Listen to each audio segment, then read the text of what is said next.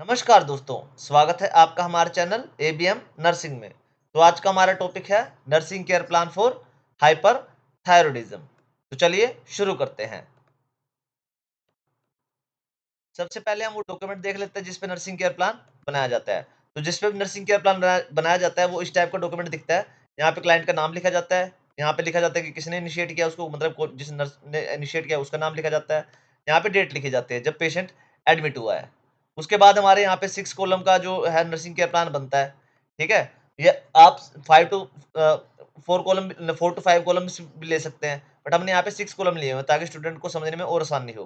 तो सबसे पहला कॉलम किसका आता है इसमें, असेसमेंट का, जिसमें सब्जेक्टिव और ऑब्जेक्टिव डेटा लिखा जाता है। फिर नर्सिंग डायग्नोस होता है, फिर आउटकम्स, ठीक है, फिर इंटरवेंशन, रैशनल और इवैल्यूएशन। ऐसे अलग-अलग करके हमारे 6 कॉलम बनते हैं। तो हम क्या करेंगे, अलग-अलग करके आपको असेसमेंट वगैरह, नर्सिंग डायग्नोस और गोल्स आउटकम अलग-अलग करके आपको समझाएँगे।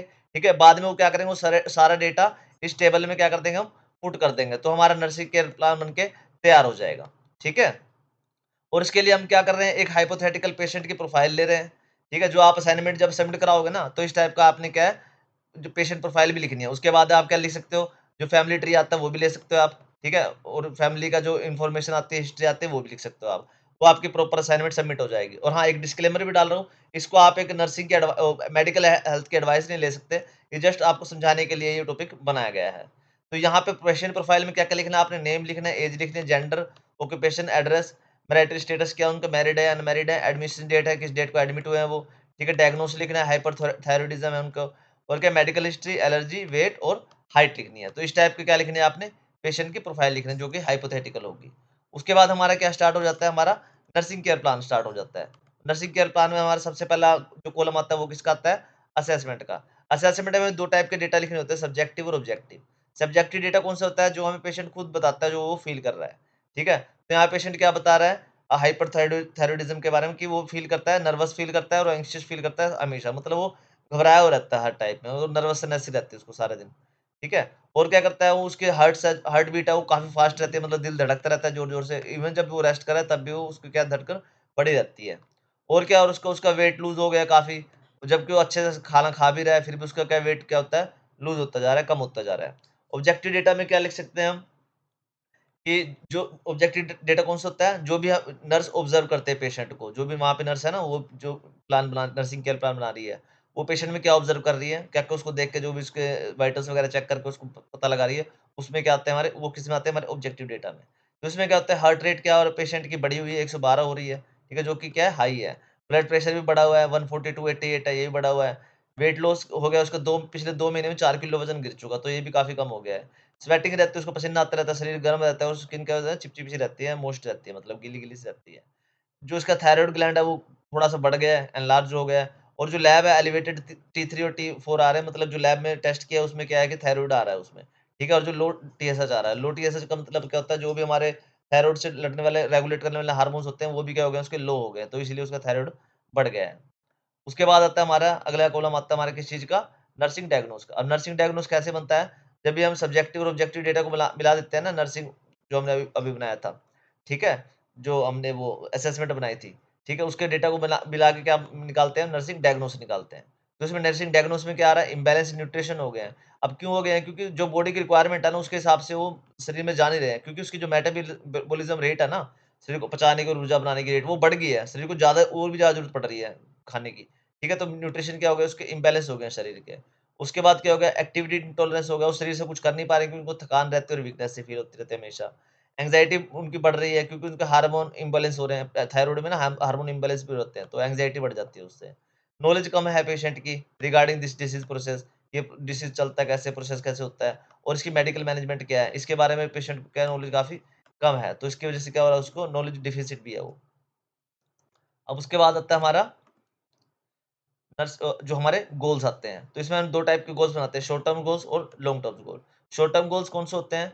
जो हम थोड़े दिन मतलब जो जैसे पेशेंट एडमिट हो रहा है तभी तभी के लिए बनाते हैं, ताकि पेशेंट को फटाफट से आराम आना शुरू हो जाए। तो पेशेंट क्या अब समझ पा रहा है, वर्बलाइज़ कर पा रहा है कि हाइपरथायरॉइडिज़्म है क्या है और उसके ट्रीटमेंट क्या है। ठीक है? ये हमने शॉर्ट टर्म नहीं समझ पा रहा है, नहीं मतलब उसको समझाना है कि वो इतना समझ पाए कि है क्या चीज़ है और उसका ट्रीटमेंट क्या होता है। और पेशेंट क्या करे, वेट थोड़ा वेट गेन कर ले। जो उसका वेट लूज़ हुआ है और वेट मेंटेन रहे ड्यूरिंग हॉस्पिटल जब तक वो हॉस्पिटल में है ना, उसका जो वेट है ना, वो मेंटेन रहे। अब लॉन्ग टर्म गोल्स में हम क्या बना रहे हैं कि पेशेंट अचीव कर ले स्टेबल मेटाबॉलिक रेट को, जो मेटाबॉलिक रेट उसकी बढ़ी हुई है ना, वो क्या हो जाए, उसकी स्टेबल हो जाए। और क्या करे, पेशेंट रिपोर्ट करे किसी को, उसकी एंग्जायटी डिक्रीज़ हो जाए और उसके जो 1 महीने के अंदर-अंदर ना उसकी स्लीप है ना, वो भी क्या हो जाए, बेटर हो जाए। अब उसके बाद आते हैं हमारे इंटरवेंशंस। अब इंटरवेंशंस में हमने क्या लिखा है, इंटरवेंशन क्या होती है, प्लानिंग होती है और इम्प्लीमेंटेशन होती है। जो भी हमने पेशेंट को ट्रीटमेंट देना ना, उसके हिसाब से बनाया जाता है। तो मॉनिटर करनी है उसके वाइटल साइंस, जो भी उसके बीपी वगैरह है, ठीक है? बीपी हो गए, हार्ट रेट बीट वगैरह होगी, वो क्या है, हमने मॉनिटर करते रहना है और उसके थायरॉइड के हार्मोन लेवल्स भी क्या करते हैं, चेक करते रहना है। प्रोवाइड करना है उसको high calorie, high protein meals क्या करना है, उसको प्रोवाइड करना, क्योंकि मेटाबॉलिक रेट बढ़ी हुई है, तो हाई कैलोरी और हाई प्रोटीन फीड उसको चाहिए ही चाहिएगा। एडमिनिस्ट्रेट करना है उसको, दवाई देनी है, एंटी थायरॉइड दवाई जो उसकी प्रिस्क्राइब करी है डॉक्टर ने, जैसे मेथिमाज़ोल होगी, इस टाइप की जो भी है ना, जो प्रिस्क्राइब करी है डॉक्टर ने, वो क्या है, उसको एडमिनिस्टर करनी है आपने। एनकरेज करना कि वो रेस्ट करे और जो ज़्यादा कोई फिजिकल एक्टिविटी ना करे, जिससे क्या एक्सर्शन हो, मतलब बॉडी ज़्यादा क्या है उसमें उसमें चली जाए, स्ट्रेस में चली जाए, ठीक है? और क्या करना है, पेशेंट को एजुकेट करना उसका मेडिकेशन के बारे में, ठीक है? और फ़ॉलो-अप्स के बारे में कि आपको फ़ॉलो-अप भी करने पड़ेंगे, ये नहीं कि एक बार छुट्टी होगी तो बस खत्म हो गया काम, ठीक है? तो ये सब क्या है आपके इंटरवेंशंस। अब उसके बाद आते हैं हमारे रैशनल्स। रैशनल्स क्या होते हैं कि हमने जो भी इंटरवेंशन किया वो क्यों किए हैं। अब मॉनिटरिंग कर रहे हैं हम, किस लिए कर रहे हैं, ताकि देख पाए ट्रीटमेंट जो भी हम उसको दे रहे हैं वो इफेक्टिवली चल रहा है, नहीं चल रहा है, उसमें इफेक्टिवनेस आ रही है, नहीं आ रही है। हाई मेटाबॉलिक रेट हो गया, इंक्रीज हो गया, तो न्यूट्रिशन नीड्स उसके क्या बढ़ गए हैं, इसलिए हमें न्यूट्रिशन का भी ध्यान रखना पड़ेगा। और क्या मेडिकेशन क्या करें, उसके जो हार्मोन प्रोडक्शन हो रहे हैं ना, जिससे थायराइड बढ़ रहा है, वो मेडिकेशन क्या करे, उसको कंट्रोल करेगी, इसलिए उसको मेडिकेशन दी जा रहे हैं। रेस्ट दे रहे हैं उसके, ताकि उसकी एनर्जी है ना कंजर्व रहे, और जो कार्डियक वर्कलोड है ना, जो धड़कन बढ़ी हुई है उसकी, ठीक है? वो भी उसको क्या रहे, कंट्रोल में रहे। अगर जितना रेस्ट करेगा उतना ज़्यादा बढ़िया रहेगा। ज़्यादा काम करेगा तो धड़कन और ज़्यादा तेज़ बढ़ेगी। एजुकेशन दे रहे हैं उसको, ताकि पेशेंट की सेल्फ मैनेजमेंट क्या है उसके एम्पावर हो, उसको समझ आ सके कि जो डिसीज़ है मेरे को, इसको, क्योंकि क्या है, इसको लाइफ़स्टाइल डिसीज़ ही है ये। अगर उसको अपने लाइफ़स्टाइल को ठीक करेगा तो वो क्या करेगा, इसको काफ़ी कंट्रोल में, काफ़ी हद तक वो कंट्रोल में ला सकता है। अब लास्ट में हमारे पास क्या आता है, हमारे इवैल्यूएशन। इवैल्यूएशन में हम क्या लिखते हैं कि पेशेंट जो भी हमने उसको ट्रीटमेंट दिया ना, उसका क्या इफ़ेक्ट आया पेशेंट पे। तो पेशेंट क्या कर रहा है, एक्सप्लेन कर पा रहा है हाइपोथायरायडिज़्म थायराइडिज़्म को कि होता क्या है ये, और मेडिकेशन के यूज़ का क्या फ़ायदा नहीं है, उसको पता लग रहा है कि ये मैंडेटरी है, मेडिकेशन वगैरह मेरे को लेनी पड़ेगी।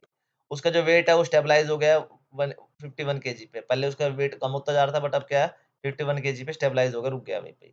पल्स रेट क्या, उसकी डिक्रीज़ हो गई है, पहले बढ़ी हुई थी 112 थी, अब क्या है 88 पे आ गई, तो वो भी काफ़ी कंट्रोल में है। पेशेंट क्या है, इम्प्रूव सी को रिपोर्ट कर पा रहा है कि उसकी जो सोना है वो भी काफ़ी अच्छा हो गया है, और जो एंग्ज़ायटी थी उसकी वो भी काफ़ी कम हो गई है। तो ये थे हमारे वैल्यूएशंस, ठीक है? एट द एंड हमारे पास क्या आता है, नर्सिंग केयर प्लान। ये वो जो भी हमने डेटा आपको समझाया वो यहाँ पे हमने पुट कर दिया है। ये हमारा नर्सिंग केयर प्लान बनके तैयार हो गया। यहाँ पे आप नाम वगैरह, जो पेशेंट का नाम है, एडमिशन डेट वगैरह डाल सकते हो। अदरवाइज़ ये आपका नर्सिंग केयर प्लान आप कहीं पे सबमिट करा सकते हो। इवन आप इसको मेडिकल उसके में भी यूज़ कर सकते हो, बट उसके लिए आपको थोड़ा-सा मतलब नॉलेज खुद भी होनी चाहिए, ठीक है?